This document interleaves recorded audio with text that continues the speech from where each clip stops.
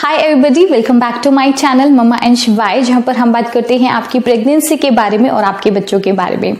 तो आज की वीडियो थोड़ी डिफरेंट है। अगर आपकी अभी डिलीवरी हुई है एंड डिलीवरी के बाद आप परेशान हैं, आपके बहुत ज़्यादा हेयर फॉल हो रहा है, बहुत ज़्यादा बाल झड़ रहे हैं, तो हो सकता है आप परेशान हो। आज की वीडियो में मैं आपको बताने वाली हूँ कि डिलीवरी के बाद हेयर फॉल क्यों होता है एंड कुछ होम रेमेडी जिससे आप अपने बालों की केयर कर सकते हैं घर पे।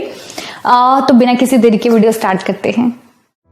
हमारे चैनल मम्मा एंड शिवाय को सब्सक्राइब कीजिए, बेल आइकन प्रेस कीजिए ताकि नेक्स्ट टाइम में कोई नई वीडियो बनाऊं तो आप उसे मिस ना करें। तो अगर मैं बात करूं कि डिलीवरी के बाद हेयर फॉल होना क्या कॉमन है, तो this is common, this is a natural process जो 90% लोगों के केस में होता ही होता है। अगर मैं अपना एग्जांपल लूं तो मेरी डिलीवरी हुई थी मिड ऑफ जून एंड शिवाय जब 2-3 मंथ्स का हो गया था तो मेरे बाल झड़ने लगे थे एंड बहुत अच्छे मात्रा में मेरे बाल झड़ते थे and I was quite worried के किस तरह से मैं इस हेयर फॉल को रोक सकती हूँ एंड किस तरह से अपने बचे हुए बालों को बचा सकती हूँ, अच्छी केयर कर सकती हूँ ताकि मेरे बाल ठीक हो जाए।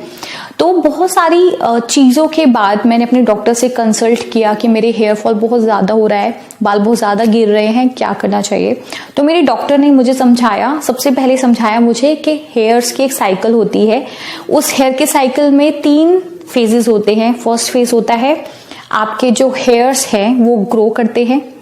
सेकेंड फेज होता है रेस्ट फेज। तो रेस्ट फेज में क्या होता है, जो आपके बाल बढ़ गए हैं वो एक रेस्ट स्टेज में चले जाते हैं। उस स्टेज में ना आपके बाल ग्रो होते हैं ना उस केस में आपके बाल झड़ते हैं।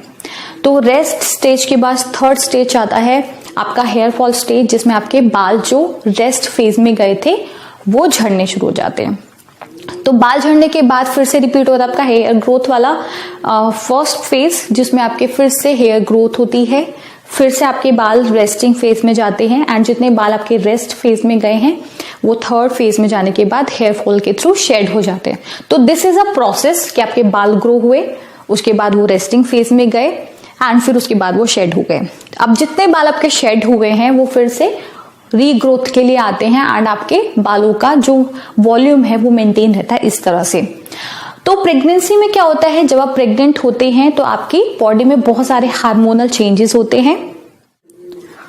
तो प्रेगनेंसी के दौरान आपकी बॉडी में एक हार्मोन है जिसको हम बोलते हैं एस्ट्रोजन, उसका लेवल बहुत ज्यादा इंक्रीज हो जाता है एंड जब आपके उस हार्मोन का, पर्टिकुलर हार्मोन का जिसको हम बोलते हैं एस्ट्रोजन हार्मोन, वो हाई हो जाता है तो आपके जो बाल होते हैं वो चले जाते हैं रेस्ट फेज में। तो रेस्ट फेज में जाने के बाद आपके, क्योंकि आप बहुत सारे सप्लीमेंट्स लेते हैं, कैल्शियम खाते हैं, प्रोटीन खाते हैं, आयरन लेते हैं, तो आपके बालों की बहुत अच्छी वॉल्यूम हो जाती है। मैं अगर बात करूं तो प्रेगनेंसी के दौरान मेरे बाल बहुत लंबे, बहुत सुंदर टेक्सचर वाले हो गए थे। तो दैट इज बिकॉज ऑफ आप बहुत सारे सप्लीमेंट्स खाते हैं, अच्छी डाइट लेते हैं, तो आपके हेयर ग्रोथ बहुत जल्दी होते हैं। बट जब आपका प्रेगनेंसी का 6 मंथ 7 मंथ स्टार्ट होता है तो जो आपकी बॉडी में एस्ट्रोजन हार्मोन है वो हाई चला जाता है। तो उस टाइम पे क्या होता है, आपके जो बाल हैं वो रेस्टिंग स्टेज में चले जाते हैं। रेस्टिंग स्टेज में जाने का मतलब है कि अब वो हेयर फॉल के लिए नहीं जाएंगे। तो आपने देखा होगा कि प्रेगनेंसी में आपको हेयर फॉल बहुत कम होता होगा या बिल्कुल ना के बराबर होता होगा। दैट इज बिकॉज क्योंकि एस्ट्रोजन जो हार्मोन है वो बहुत हाई हो गया है एंड आपके जो बाल हैं वो चले गए हैं रेस्ट स्टेज में। अब क्या होता है, जब आपकी डिलीवरी हो जाती है तो डिलीवरी के बाद जो बढ़ा हुआ हार्मोन था वो डाउन होता है ताकि वो अपने नॉर्मल लेवल पे आए। तो जब वो नॉर्मल लेवल पे आता है तो उसको डिलीवरी के बाद 2-3 महीने, 4 महीने या 6 महीने लगते हैं नॉर्मल आने पे। एंड जब वो नॉर्मल आ जाता है तो आपके जो बाल थे जो रेस्ट स्टेज में थे वो हेयर फॉल के लिए चले जाते हैं एंड आपको बहुत ज्यादा हेयर फॉल होता है। कुछ लोगों को हो सकता है दिन में 100 बाल टूटते हैं, पर हो सकता है कुछ लोगों को 1000 बाल टूटते हैं, बट टूटते जरूर है। तो वो इसीलिए होता है क्योंकि आपके बाल अब जो रेस्ट स्टेज थी उससे मूव हो गए हैं फॉल स्टेज में, तो आपके बाल झड़ते हैं। बट कुछ लोग बहुत ज्यादा वरी करते हैं कि क्या अब मैं गंजी हो जाऊंगी, मेरे इतने ज्यादा बाल टूट रहे हैं तो मैं तो गंजी हो जाऊंगी। ऐसा नहीं है, जितने ज्यादा आपके बाल टूटेंगे उतने ही फिर वो नेक्स्ट साइकिल में जाते हैं रीग्रोथ के लिए। तो जितने बाल आपके टूट रहे हैं हो सकता है उसी उसी सीक्वेंस में, उसी सीरीज में वो उतनी वॉल्यूम में ना रीग्रोथ के लिए हो, बट आपके बाल रीग्रोथ के लिए जरूर जाते हैं। तो ये एक साइकिल है जो चलती है, एंड डिलीवरी के बाद आपकी जो साइकिल है वो चेंज होती है एंड आपके बाल टूटते हैं, नए बाल आते हैं। तो this is common, very common, but इसके लिए आपको वरी करने की बिल्कुल जरूरत नहीं है। नेक्स्ट मैं बात करती हूँ कुछ मिथ्स की जो हेयर फॉल से रिलेटेड बहुत कॉमन है। उसमें सबसे पहले नंबर पे है, क्योंकि बहुत लोगों को ये हेयर फॉल वाली जो साइकिल है, हेयर की पूरी साइकिल है, इसके बारे में नहीं पता होता।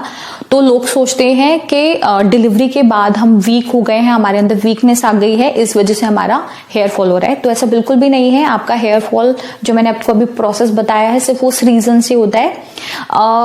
सेकेंड नंबर पे बहुत लोग बोलते हैं मेरे इतने ज्यादा बाल टूट रहे हैं कि मैं गंजी हो जाऊंगी। मेरे साथ भी ऐसा होता था, मेरे इतने ज्यादा हेयर फॉल होता था तो मैं सोचती थी थोड़े दिन में तो मेरे बाल बिल्कुल गायब भी हो जाएंगे, बट ऐसा बिल्कुल नहीं है।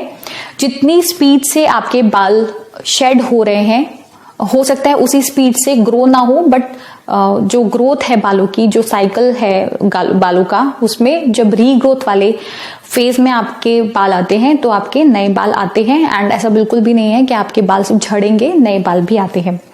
थर्ड नंबर पे मैं अगर बोलूंगी कि अगर आपका हेयर फॉल 1 साल से ऊपर भी कंटिन्यू रहता है तो आप अपने डॉक्टर से जरूर कंसल्ट कीजिए। हो सकता है आपके अंदर कोई और हार्मोनल चेंजेस हो या कुछ और प्रॉब्लम हो, जिससे आपको डॉक्टर को जरूर कंसल्ट करना चाहिए कि 1 साल के बाद भी मेरा हेयर फॉल हो रहा है। तो आपको डॉक्टर उस टाइम पे सजेस्ट कर सकते हैं कि आप क्या कर सकते हैं। अब हम बात करते हैं कुछ होम रेमेडीज की जिससे आप अपने बालों की केयर कर सकते हैं।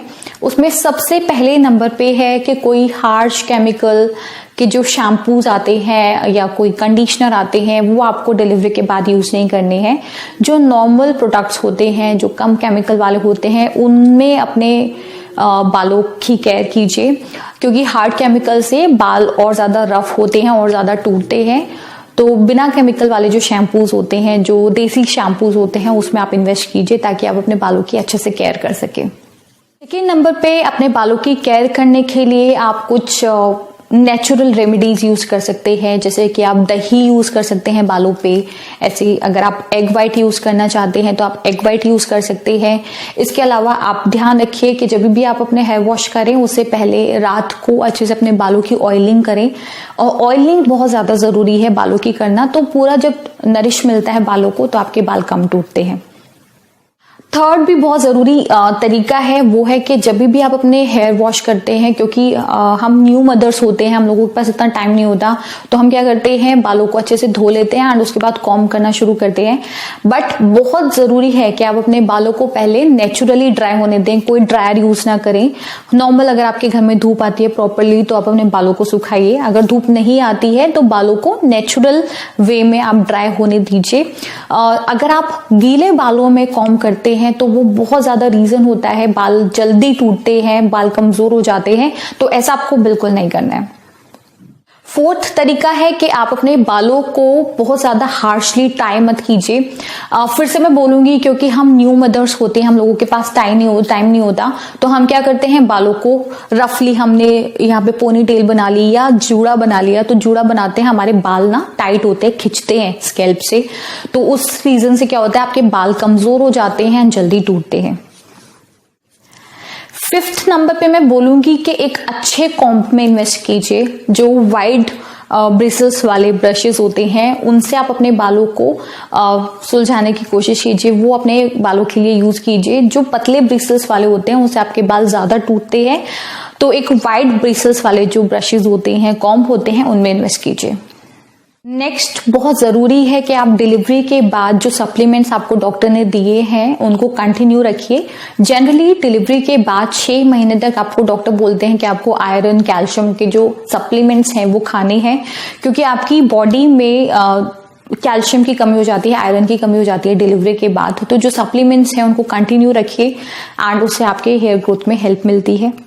नेक्स्ट नंबर पे मैं आपको बोलूंगी कि आप एक हेल्दी डाइट लीजिए। डिलीवरी के बाद आपकी बॉडी में न्यूट्रिशंस की बहुत ज्यादा रिक्वायरमेंट होती है जो आप हेल्दी डाइट से पूरा कर सकते हैं। तो आप जब हेल्दी डाइट लेते हैं तो आपकी डाइट में vitamin C, calcium, protein, iron, ये सब बहुत अच्छी मात्रा में होना चाहिए। एंड जब भी आपकी डाइट में अच्छी मात्रा में होगा तो आपके जो हेयर्स की प्रॉब्लम है वो जल्दी ठीक हो जाती है।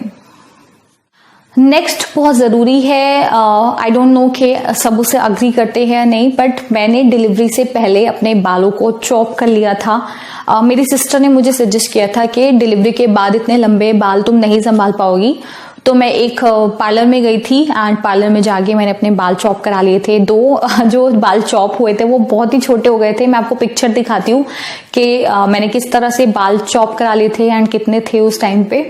तो ये भी हेल्प करता है, क्योंकि लंबे बालों को सॉर्ट आउट करना, सुलझाने में टाइम लगता है, बाल ज़्यादा टूटते हैं। बट अगर आपके बाल छोटे होंगे तो उनमें कॉम्ब करना ईजी है, उनको केयर करना ईजी है। तो बहुत ज़रूरी है, अगर आपको कोई डाउट नहीं है, कोई प्रॉब्लम नहीं है, तो आप अपने बालों को चॉप करा सकते हैं। ये तो थे कुछ टिप्स जिससे आप अपने बालों की केयर कर सकते हैं आफ्टर डिलीवरी। एंड आपको मैं एक एश्योरिटी जरूर देती हूँ कि जो बालों का फॉल का प्रोसेस है, जो हेयर फॉल हो रहा है, ये थोड़े दिन के लिए है, दिस इज टेम्परेरी, ये जल्दी ठीक हो जाएगा। मेरे साथ भी ये ठीक हो गया था। आई थिंक 4-5 महीने ये चला है मेरे केस में, बट उसके बाद धीरे धीरे चीज़ें ठीक हो गई। आप देख सकते हैं मेरे कितने लंबे बाल हैं फिर से। तो this is very common natural process है। होपफुली आपको वीडियो अच्छी लगी होगी। वीडियो अच्छी लगी है तो प्लीज़ लाइक कीजिए, फैमिली फ्रेंड्स के साथ शेयर कर सकते हैं, न्यू मॉम्स के साथ शेयर कर सकते हैं। बेल आइकन प्रेस कीजिए ताकि नेक्स्ट टाइम में कोई नई वीडियो बनाऊं तो आप उसे मिस ना करें। आप मेरे पर्सनल अपडेट्स के लिए मुझे इंस्टाग्राम पे फॉलो कर सकते हैं, लिंक ऑलरेडी डिस्क्रिप्शन बॉक्स में है। Thanks for watching.